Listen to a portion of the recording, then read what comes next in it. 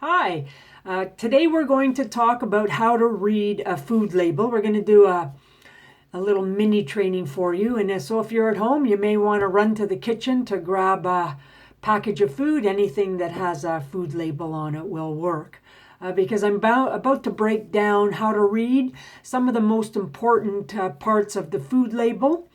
And you might want to follow along. But before we start, in case you don't know me, I'm Wendy Bottrell, and our company is Vision Quest Wellness, and we help women over 50 get healthy, fit with mindset training, creating good habits, and learning self-discipline through inspiration and values coaching. And so on to looking at the label. Sorry. Let's take a look at this nutrition panel.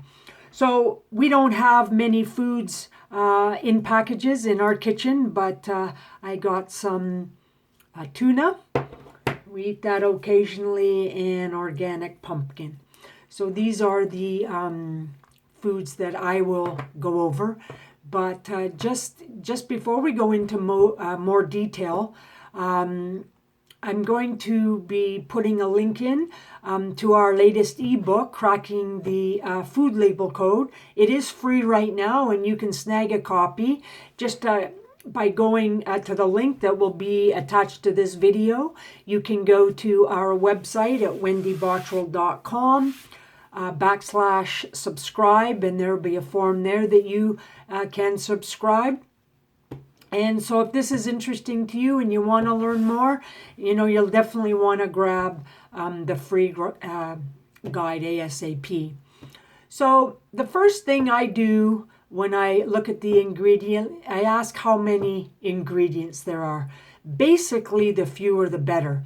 And that generally means you're eating less food that's processed. And personally, we try to keep that number of ingredients in packaged foods at 5 or less. And obviously that's just our own rule of thumb. And so, for example, the tuna has 2 ingredients. It has tuna and salt, and the pumpkin has 1 ingredient, pumpkin. Then I look at the ingredients themselves. Do you know that they're listed in order of their weight? Meaning, the ingredient that used the most is listed first, and the ingredient that is used the least is listed last. That's a lot of L's. In this one, you'll see that it's pumpkin, that's all. And this is tuna and then salt. So it's very simple. If you can't pronounce it, it's probably not something that you're going to want to put into your body. And one of the ingredients you're going to want to pay close attention to is sugar. You need to be careful here because manufacturers, they can be a little bit tricky on this one.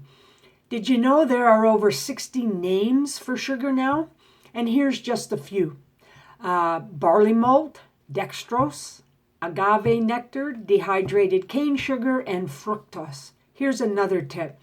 Anything ending in ose is a sugar. It sneaks its way into everything, so the more you know, the better choices you're going to be able to make. Also, if you see the words hydrogenated or partially hydrogenated on the label, that means that there are unhealthy trans fats in the food.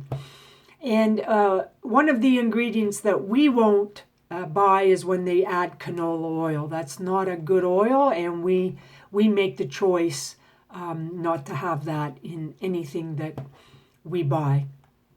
The second thing you're going to want to look at is the serving size. If it's a half cup, you normally eat twice that amount, to double the numbers for all the information on the food panel. It really is an easy way to eat more than the recommended portion size, so pay close attention to that number. Third, you're going to want to pay attention to the calories and macros. So if you're eating a lot of packaged foods, a lot of canned foods, this is really important. As I say, we don't eat a lot, so this isn't something that we look at, but it is important if a lot of your diet is coming from processed foods. And, while calories aren't bad, you're definitely going to want to know how many there are in there so you have an idea how much you're eating throughout the day.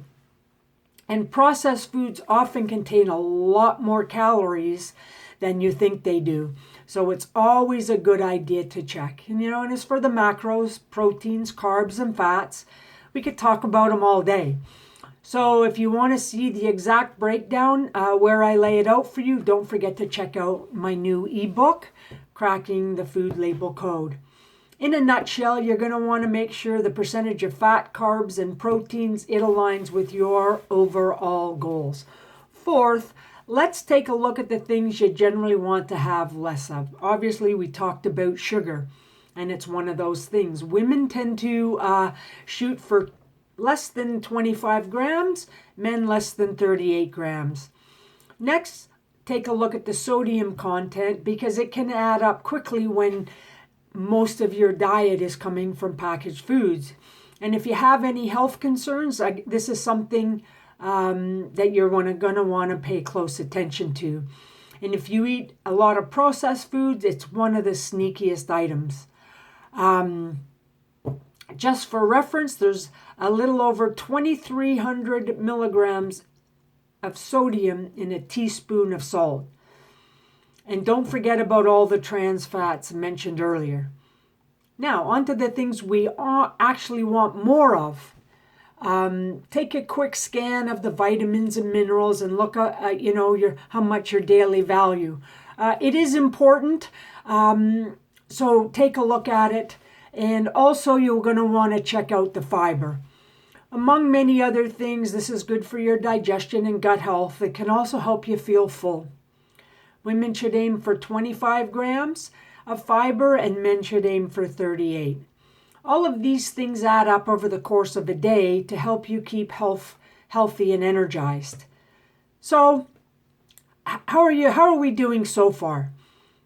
Leave a comment if you have questions, but I wanted to share one last thing before I get going. And it's my 10-second quick scan food label technique. In just 10 seconds, you'll know if the food is something you want to put in your cart or not. You'll know if you want to put it in your mouth, in your body or not. So here's what I do first. I look at the ingredients panel, and if there's something in it I don't want to eat, I just put it back on the shelf. Next, I look at the serving size. If it seems reasonable, keep going. Then check the calories and macro breakdown to see if it fits with my goals.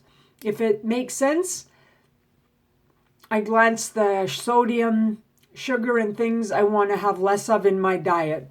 Lastly, I look for the good stuff. Fiber, protein, vitamins, minerals. Pretty simple, right? First, eliminate the stuff that's not so good, and then check for the health bonuses. I hope this helped you. Knowledge is definitely power. When we're thinking about labels, it really is best to eat real foods, fruits, vegetables, proteins, pastured, organic. They're always best. And I know sometimes convenience is a part of it, but if we keep to the real foods, it really will make a difference for how you feel. And don't forget to grab my new free ebook, Cracking the Food Label Code, where I go even into more detail to help you reach your goals. Thanks for watching, and I'll see you again soon. Wendy Bottrell, Vision Quest Wellness.